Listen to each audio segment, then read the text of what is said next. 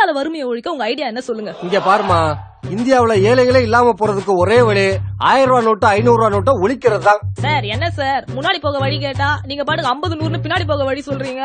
சரி 500 1000 ரூபாய் நோட்டு ஒழிச்சிட்டா மட்டும் இந்தியால வறுமை எப்படி ஒழியும்? அம்மா, நம்ம நாட்டோட வறுமைக்கு காரணம் லஞ்ச பணம், ஊழல் பணம், வரி கட்டாம தப்பா ஏமாத்துற பணம், இப்படி சம்பாதிக்கிறது பதுக்கிறது எல்லாமே 500 1000 ரூபாய் நோட்டா தாமா.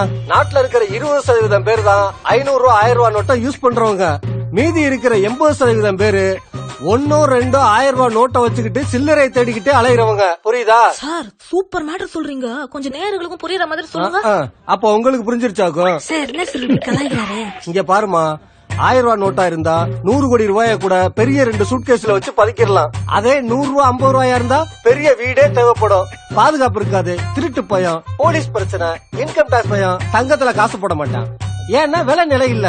ரியல் எஸ்டேட்ல போடலாம்னா ஆட்சி மாறணும்னு புடிங்கிருவான்னு பயம். அப்ப வேற வழி இல்லாம பேங்க்ல தான் போட்டாகணும். பேங்க்ல போட்டா வரி கட்டணும். நாட்டுல இருக்கிற எல்லா பணக்காரர்களும் ஒழுங்கா நேர்மையா இன்கம் டாக்ஸ் கட்டினா போதுமா, இந்தியாவுல வறுமை மட்டும் இல்ல பிச்சைக்காரங்களே இருக்க மாட்டாங்க.